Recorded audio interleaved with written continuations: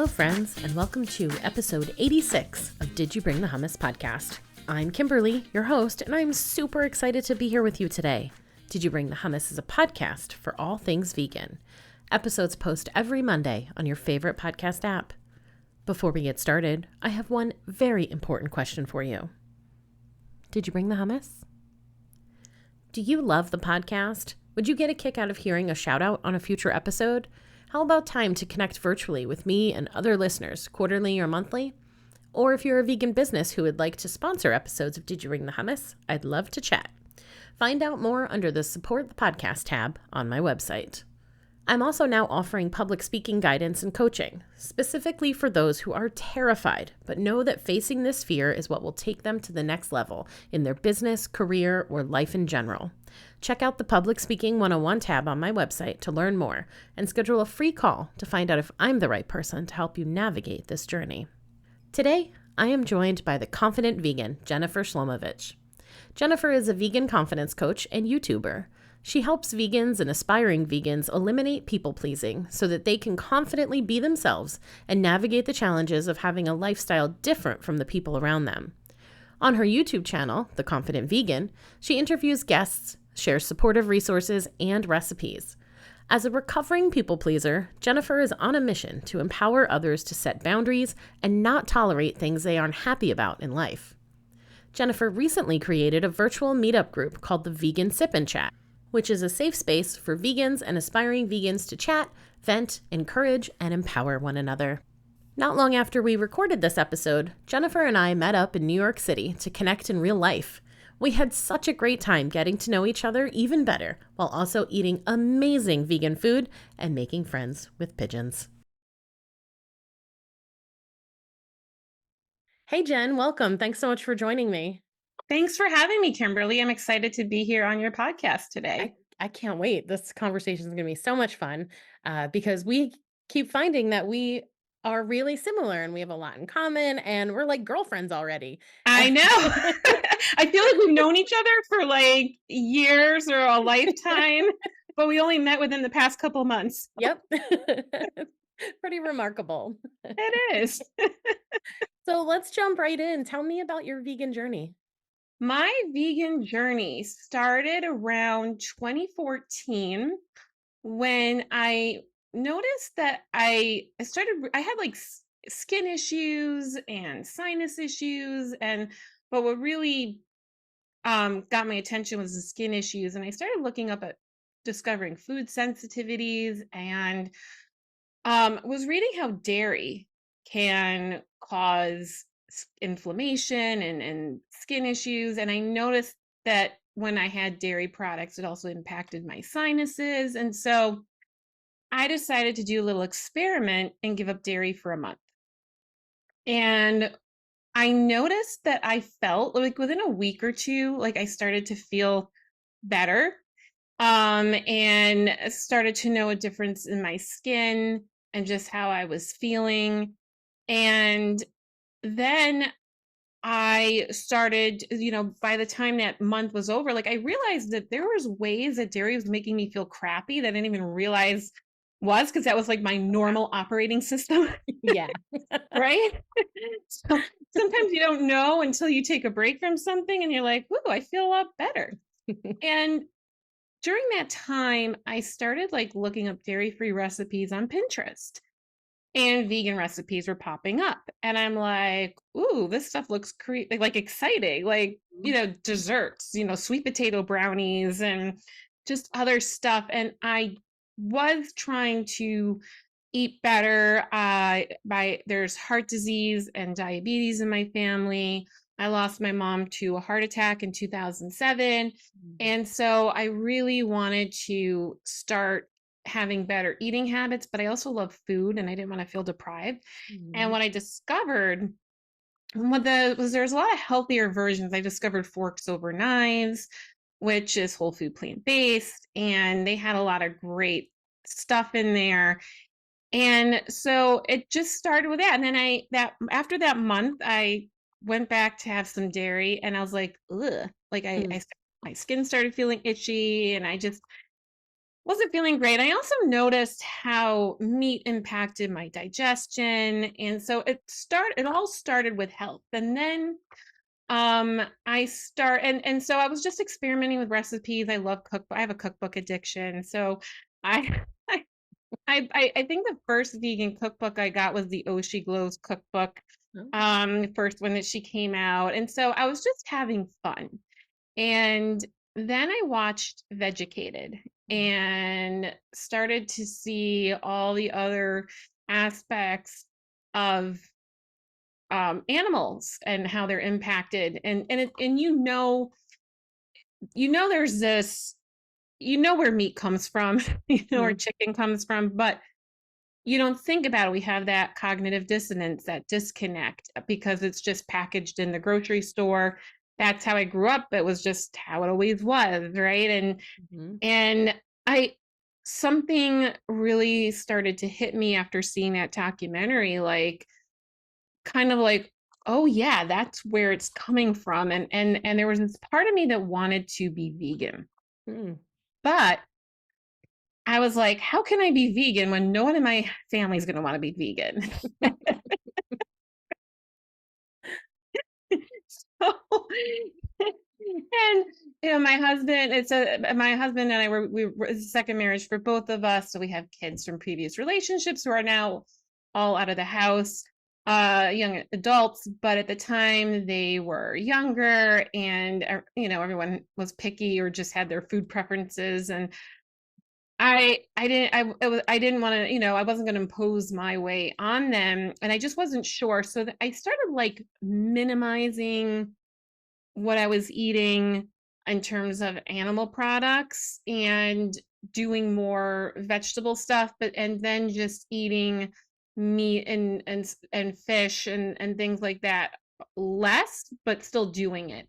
Mhm. And then became a bigger fear of just also like how would I handle family get-togethers or getting together with friends. And there was this huge fear of judgment. I'm a recovering people pleaser. That's the whole premise about, my confidence coaching. I've done a lot of work on confidently being myself and helping others do the same. And this was an area where I realized, oh, I still have some residual people pleasing because I have this huge fear of judgment and how people are going to judge me for wanting to eat differently from them. Mm. And then eventually, just like, there was like, it got to a point where I'm like, my soul was just like screaming at me that it was time to do it. So I decided, so in 2016, like a couple weeks before Thanksgiving, I decided to take a leap into being vegan Mm. and really try it. And so I made it official by putting it on Facebook for my friends and family to see, because it's not real until you put it on Facebook. That's right. And then we were supposed to go to a friend's house for Thanksgiving. So I messaged the friend and told her, that I was making this change and that I would happily bring a main and a dessert. And yeah, so I did that. I made this lentil loaf, and I had this recipe for these fudgy cookies made out of black beans. And so I thought, all right, let me try this out. And they tasted pretty good. And I decided to take that leap of potential judgment Mhm. and comments, and it actually went pretty well. Everyone was pretty cool about it. They tried the food, and they were actually impressed by it. I only remember what comments I got. I know I got some, but I survived. Like, it wasn't the end of the world. So after taking that initial, I feel like the first leap is always the hardest, right? When you're Mm. making this declaration and this change of how you're being, especially when people are used to you being a certain way and all of a sudden you're not being that way anymore. That initial first step is always the hardest. Yeah. But then once you do it, it got easier, Mhm. and the world didn't end. And then, so I was vegan for a couple months into that. And then I was having, I was having some blurry vision, and I went to my eye doctor, and he was saying that I needed omega 3s. and usually that can cause that. And and then I had dry eye, and then I was like, okay, I guess I'll go incorporate fish again. And then I did that, but then I found other plant-based ways of increasing my omega-3s. And and so I did that, and I was okay doing the fish for a little bit, but then I after a couple months of having fish out, like I would sometimes have sushi out, I started getting an aversion to it. Like, I don't know, something happened where something in me just went like, eh. Mm-hmm. And that was like the last thing to go. So like I was vegan for a couple months, then I went back to fish for a couple months, and I think some like baked goods that had like egg in it. And then I just went back, and then I just fully committed. So since April 2017, now it's coming up on the 7-year anniversary Yay. of being fully vegan. And yeah, I would never go back. It's a process, it's a transition, the and now it's part of my mission where I want to help others, vegans or aspiring vegans or people who just want to taking a step to eating more plants. Maybe they don't want to label themselves as anything yet, but just making a change, and they're afraid of how others are going to judge them for that. Mm-hmm. I'm on this mission to support and empower them so they don't have to feel alone, because I felt alone with it Yeah. for a while. And it's been great when you start connecting with other vegans, just how supported and understood you feel, and just having that camaraderie to laugh about, some of the wacky comments you get sometimes. Right. So anyway, that's my journey. Yeah. I love that you talked about how the first time that you declared it and you went out there and on Thanksgiving you were ready, and I love that you pointed out, like, I did it and I was okay and the world didn't end. And I like to remind myself anytime I'm doing something for the first time that, like, I only have to do it for the first time once. And that's what Oh, you I said, love like, it that. gets easier, right? So you, you get through that first time and you're like, oh, okay, I'm good. I did it already. So now I'm like, I can do this.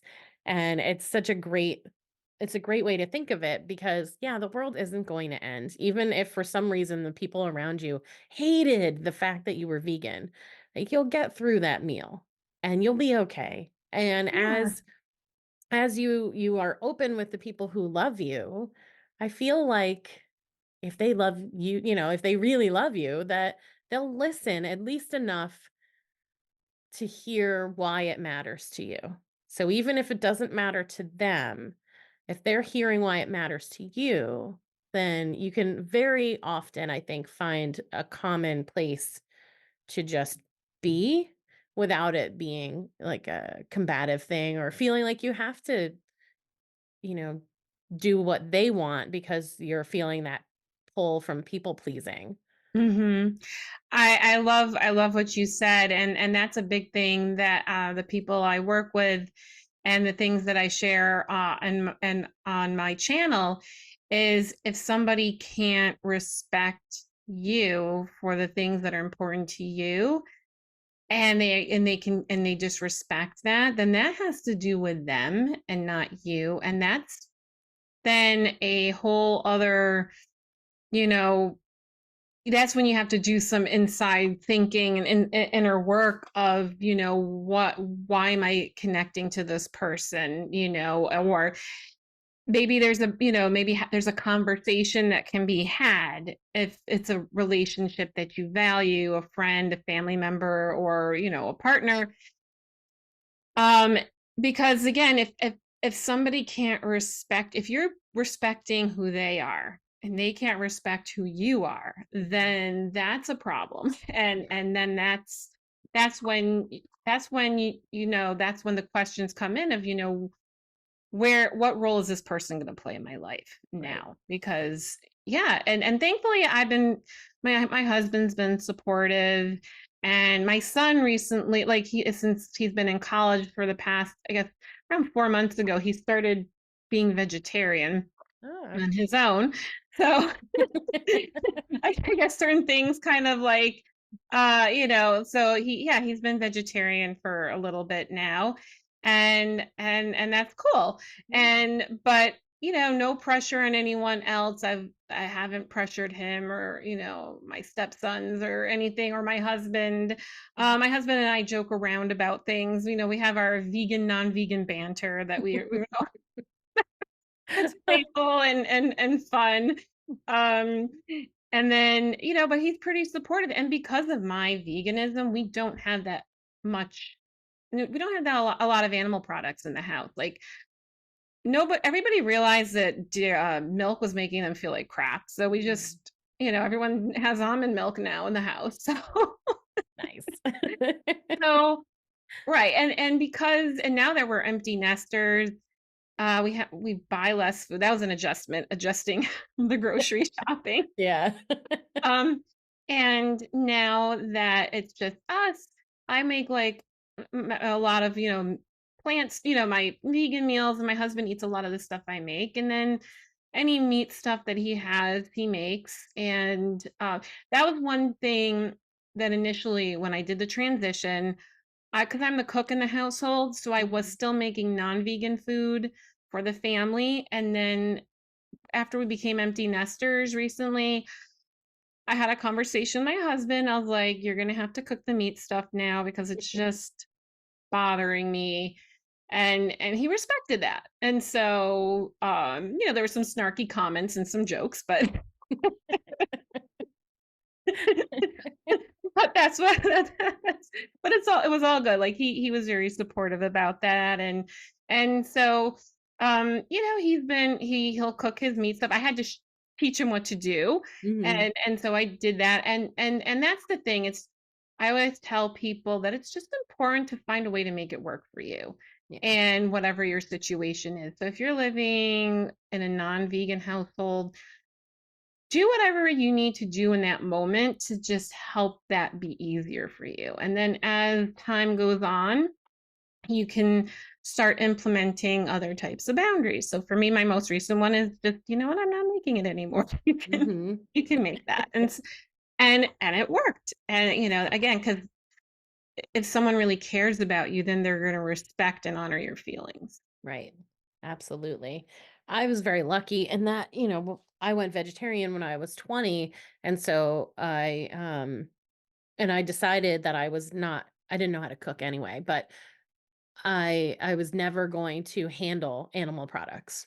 Hmm. And, living at home, my parents didn't matter because my mom and dad just cooked. And then as I was dating, anytime I started dating, I would tell the person, like, I don't cook animal products.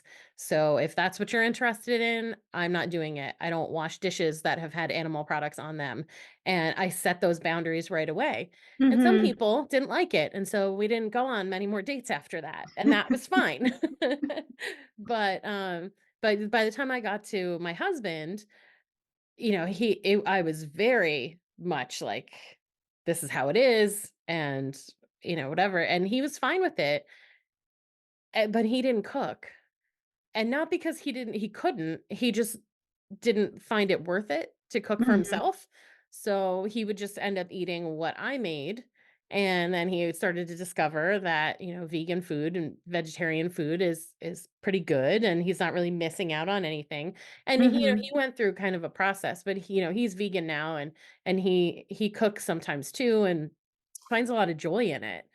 But I feel so lucky that I had made that change before, and that Hmm. each time a relationship started, that I was able to say, "Here's some boundaries and take it or leave it." And I wasn't willing to bend. And I found that because my why was so strong, that even in certain situations, like I had been invited to a baby shower for a friend of mine by some of Hmm. her, one of her coworkers were throwing it, but they were inviting people from her personal life.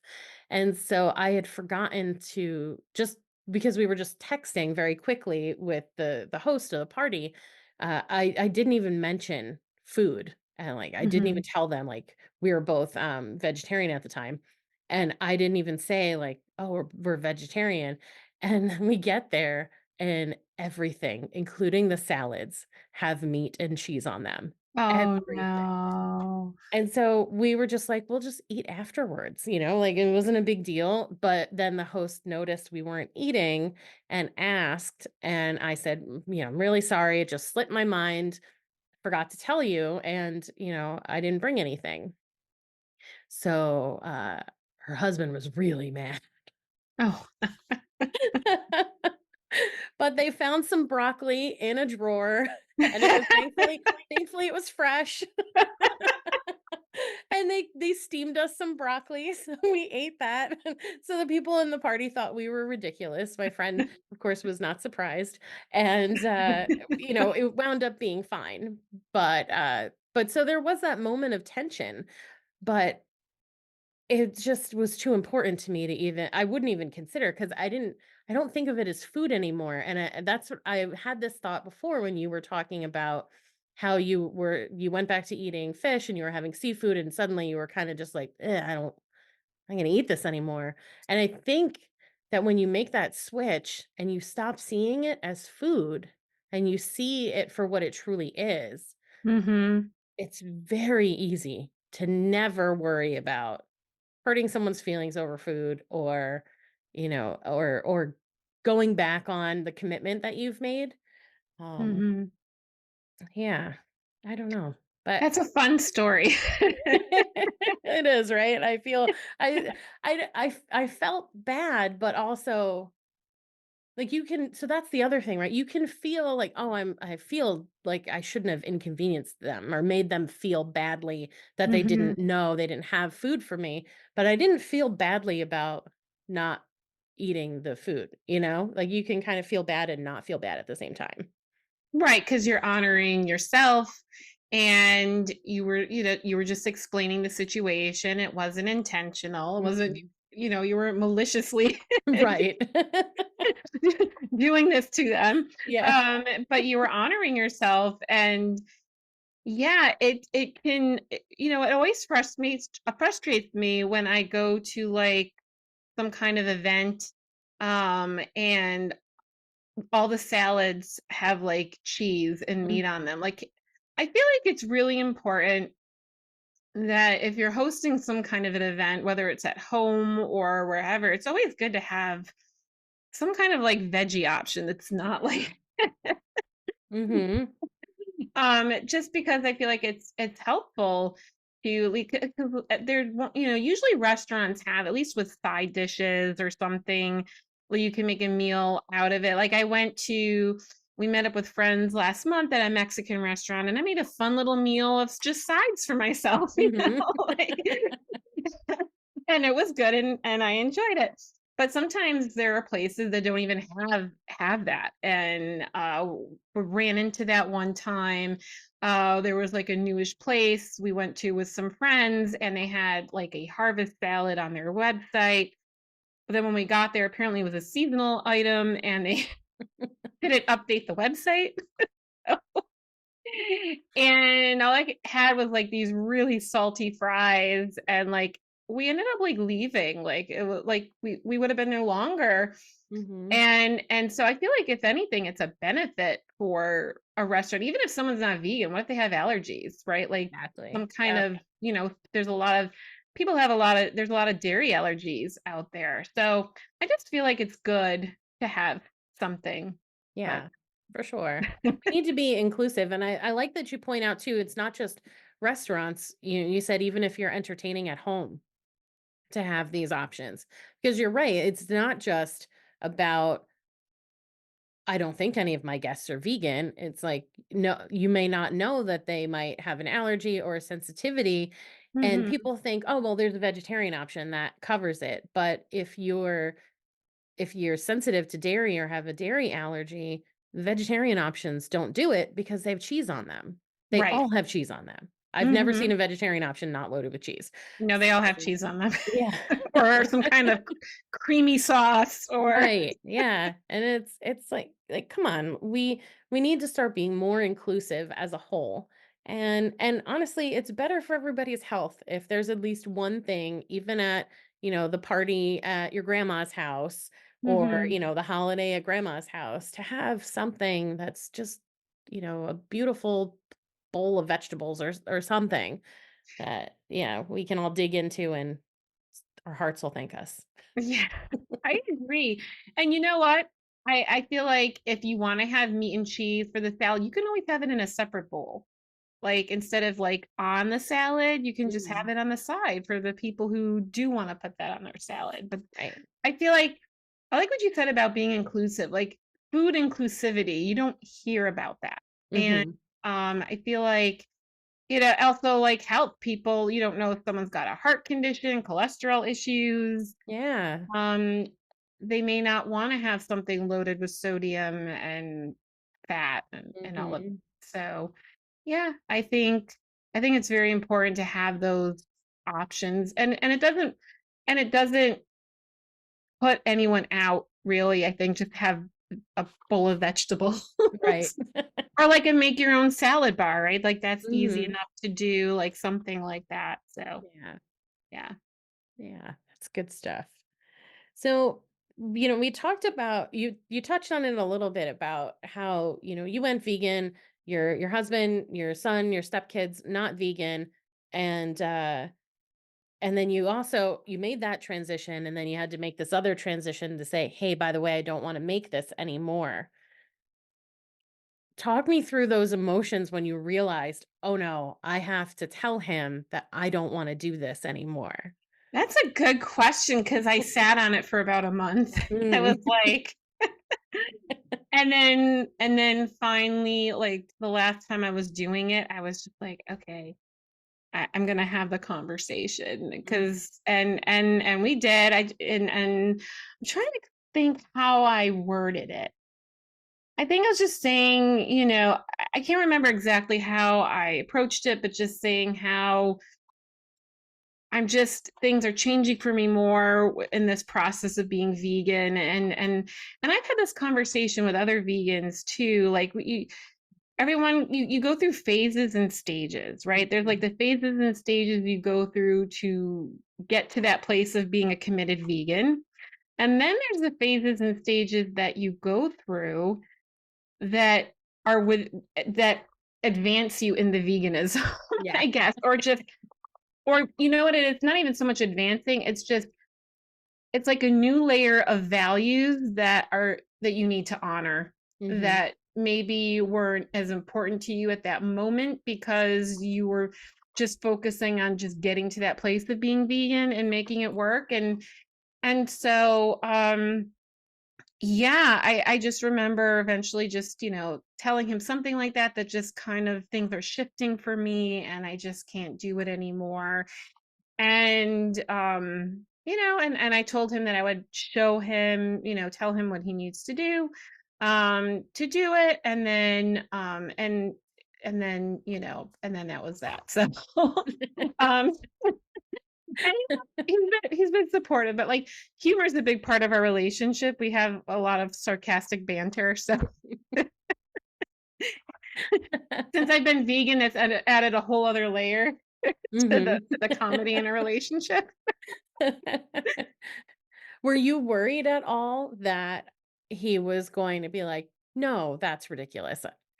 I don't know how to do this, so why won't you just keep doing it?" Right, yes. Well, that's why I offered to show him because he's a very basic cook, and, I did all the cooking pretty much, like, he would do a little bit, but the more advanced stuff, you Mhm. know?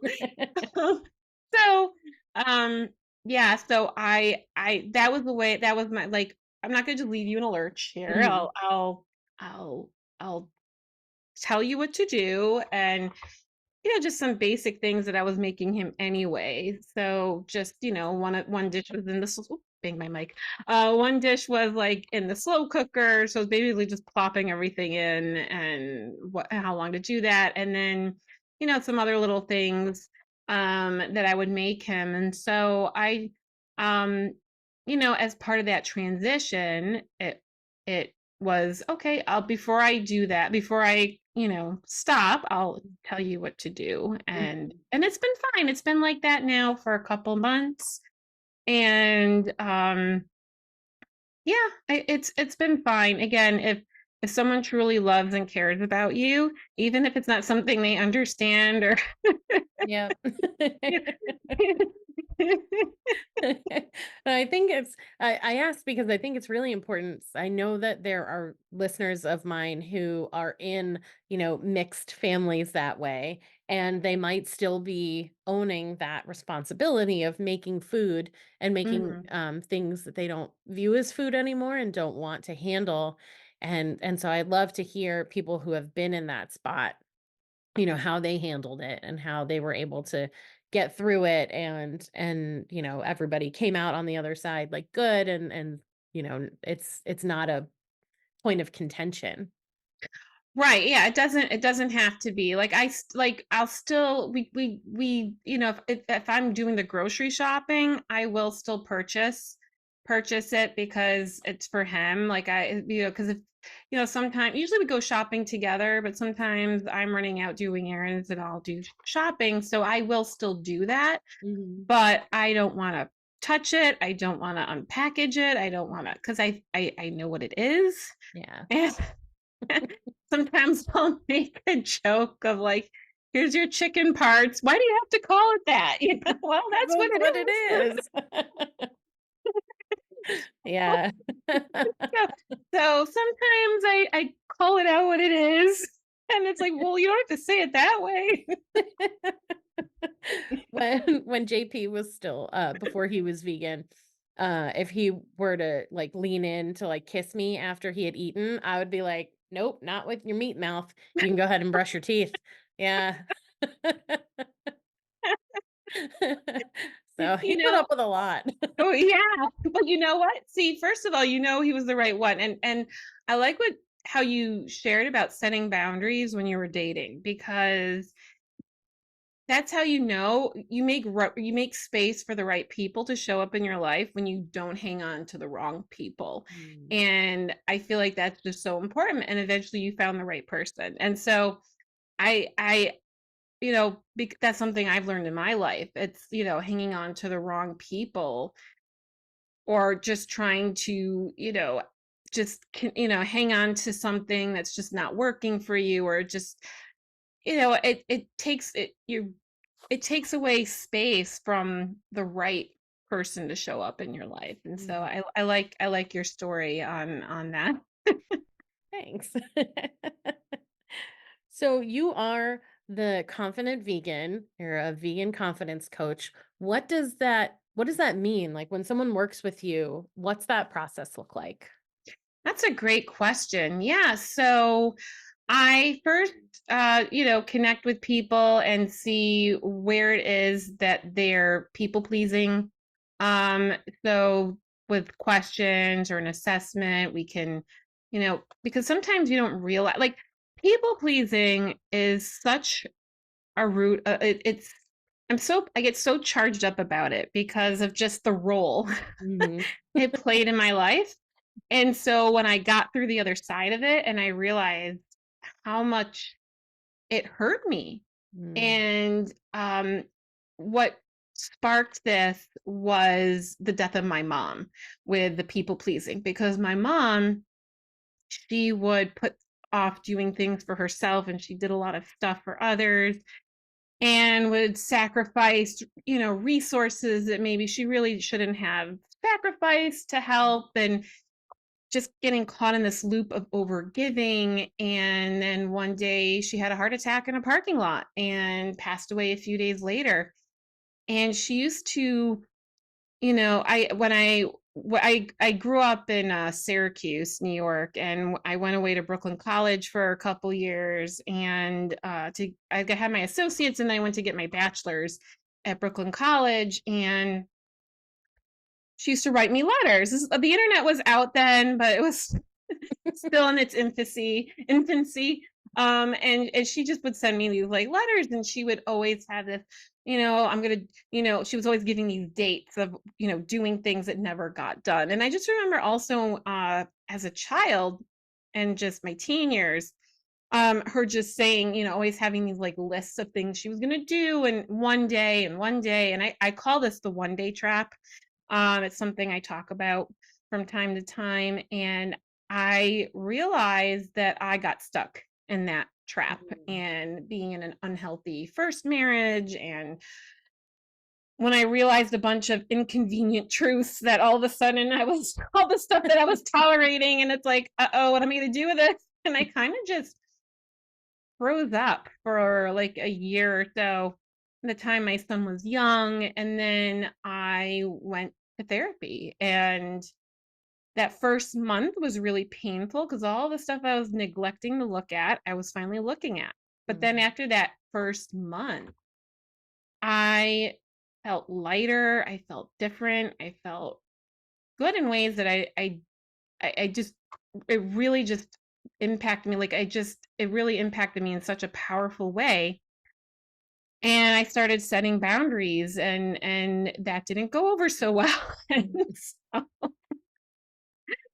eventually led to me getting divorced, and that was a really challenging process. Um, me and my ex were now on much more civil terms, but at that time it was a very challenging process. And but I was at that point where I was ready to fight for myself. And it all was because I didn't want to be like my mom and just live my life for other people. And it made me realize, like, not to be morbid, but anything can happen at any time. And I Right. didn't want that. And I wanted better for my son and better for myself. And so all of this, and then I met my husband, and then we got married over time, and just then I went and got my coaching certification, and that elevated my just empowerment for myself even more, Yeah. and just seeing things differently. And so when I got into doing coaching work, I was very passionate, and I was connecting with a lot of women, especially who struggled with people pleasing and confidence issues. And I feel like, and I think too, confident, there's a lot of misconceptions about confidence, right? Like confidence, like you're not scared, or, like there's a lot of misconceptions about confidence just means you feel scared, but you're going to do it anyway. You're going to do what you need to advocate for yourself and advocate for your happiness, and do the things that feel good for you, and speak up when you want to speak up. You never know, like that meeting at work where you have a great idea but you're afraid to share it, right? Yeah. You don't know that could be a big, it might go over well, it may not. And either way, that's okay. That's what confidence is to me. And so originally I started my YouTube channel, The Confident Vegan, and it went through different various phases of experimentation. and then and then it hit me because I really wanted to, I was passionate about doing work with confidence and people pleasing and boundary setting. And then I've also really wanted to find a way to do work with veganism. And then it hit me, The Confident Vegan. And so I rebranded my channel in October of last year, and then just been rebranding my work. Like I still work with somebody if they're not vegan, and they need help with people please, those types of things. Yeah. But now my main focus is helping those in the vegan community navigate the challenges of having a lifestyle different from the people around them. And so all these different experiences in my life um, have now shaped me to where I am, where I'm on this mission to help others live a life that's authentic and in alignment with who they are. And it's a big challenge when you want, because veganism, it connects to your values. And when you don't live your life in alignment to your values, that's the foundation of stress and anxiety and unhappiness. And like I said before, the inconvenient truth of realizing how certain things in your life are and how uncomfortable that would be to make those changes. What helped me make those big changes was getting help, getting support, so I could make those big, scary changes in my life. And I don't regret any of it. So, yeah. No, I love it. There's a talk that Doug Lyle does. He's a psychologist who's vegan, Mhm. and he wrote a book with his best friend Dr. Alan Goldhammer, called The Pleasure Trap. Mm. And he does a talk about the pleasure trap as well, and it is so worth. The video quality is terrible because it's gotta be from, like, the mid-90s, and it's in Hawaii, so everybody's in, like, Hawaiian shirts, and but the talk is so good, and Doug is really fun. He's a terrible artist, but he insists on drawing throughout his talk, and so he keeps you engaged and talks about kind of how we become addicted to food from the pleasure that it provides, when we're eating, like, sugar, salt, and fat. But he also talks about, what if you start doing this weird thing and you're eating differently than the people around you? And Mm. his one of his recommendations that he always gives is, if it's a person that you don't really care about giving the details to, like if you're doing it for ethical reasons, but this person's opinion doesn't really matter, you just don't want to have an argument, you can always just say, "Hey, my doctor told me to eat like this for a little while, so I'm testing it out." Or, "My doctor told me to eat like this and I'm enjoying it." He said the difference between how people who usually would be combative with you about it will hear, "Oh, your doctor told you to do it? Oh, okay." And then it, Wow. like, shuts them down because they don't feel. I think a lot of people get defensive because they understand where they're disconnected, because so many people, and maybe rightfully so, believe that they are good people and they're kind and compassionate. Mhm. And then when they hear that they're actually not that way in certain areas of their life because of the way they grew up, and that they've never questioned, eating a certain way, uh, I feel like they might feel attacked. And so when you're putting it on this fictional doctor, people don't question it, and they don't feel like it has anything to do with them. They're like, "Oh, this person must have health issues. Great, I'm good." And then they don't think about it. So I think it I depends love that. on, yeah, on the audience. Some people, I want to tell them, "No, this is an ethical thing. I care about this, and it's awful what's going on, and I want you Mhm. to know about it." And then others, yeah, I don't care. So it's like, "Sure, my doctor told me to do this." I I love that example, and it's true how charged people and defensive people can get Yeah. and combative when you're not even telling them to do anything, or you're attacking them, but they take it as an Mhm. attack. I started listening to the audiobook of How to Argue with a Meat Eater by Ed Winters, Nice. Earthling Ed. Great last And name. what's that? I said great last name. Great last name, right? It must be a common vegan last name. Um, but I started listening to it and I love it because it's not about necessarily arguing. It's really about communicating and Mhm. how to communicate in a way that's receptive No, to the that's non-vegans in your life. And so it's been a really great listen so far. I might just buy the book just to have it as a resource too, because it's just, I feel like with the work that we're doing, it's like so important to have, certain resources in yeah. possession. But yeah, it's been interesting and just hearing his take on that. Because like, I know this stuff for myself, but then it's like also it just is helpful in how I can share that with other people, and I love that example that you just shared because that's an easy thing, right? If you don't feel like getting into it, Mhm. there's certainly nothing wrong with making up a doctor and Right. no one's getting hurt. My last question is about hummus. I love So Jen. I'm a huge fan of hummus. I put it on sandwiches, I put it in pasta.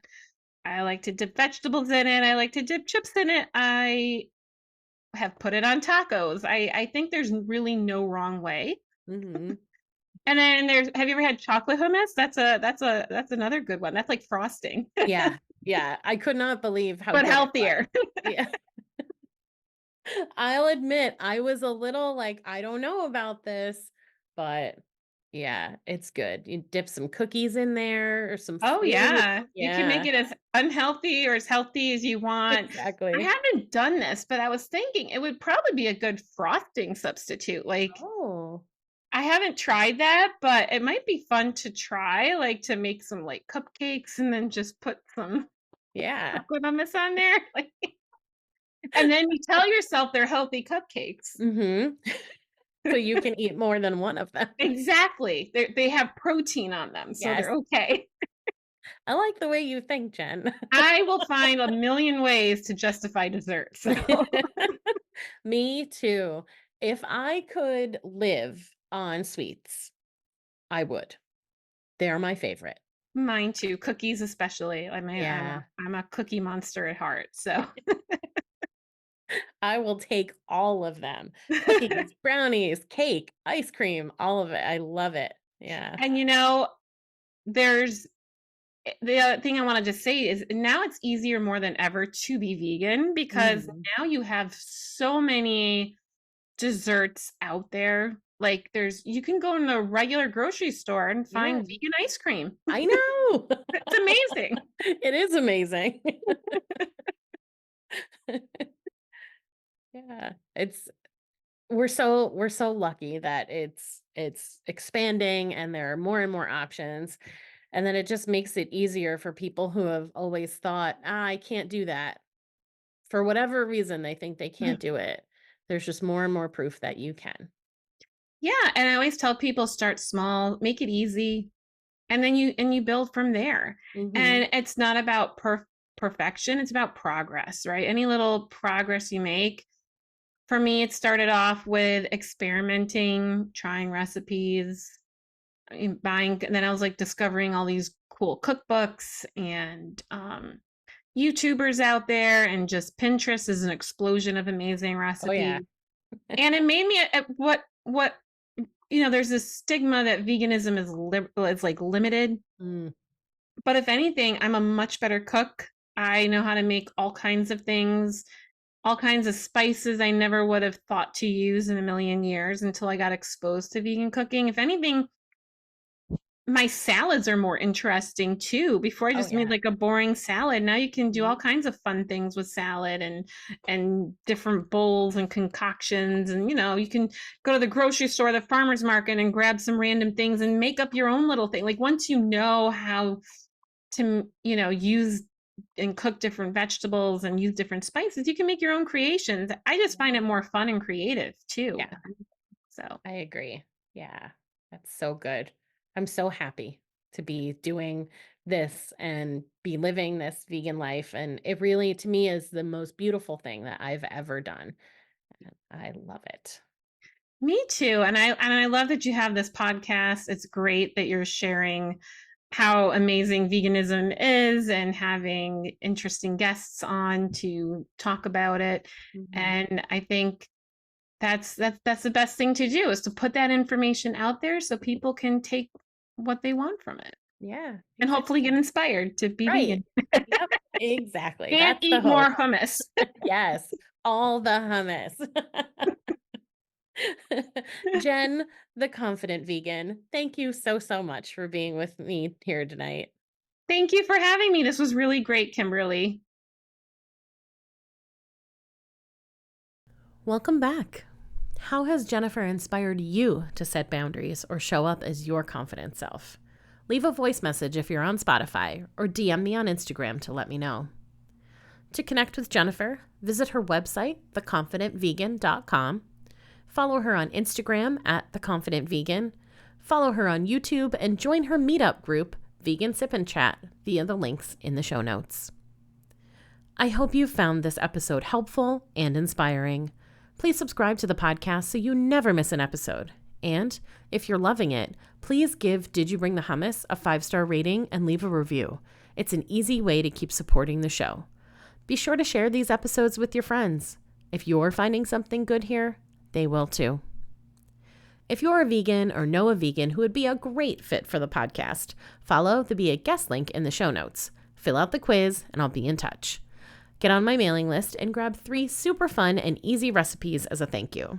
Check out the Support the Podcast tab on my website for more info on how you can support the show as a monthly contributor or by sponsoring episodes. Follow me on Facebook and Instagram at Did You Bring the Hummus, and visit my website, didyouBringTheHummus.com, for more information about me, updates on what I'm working on, new podcast episodes, and all things vegan. Finally, I would love to hear from you. What do you need help with? Is there a topic you want to hear covered on a future episode? DM me on Instagram or send me an email at info@didyouBringTheHummus.com. Thanks for listening.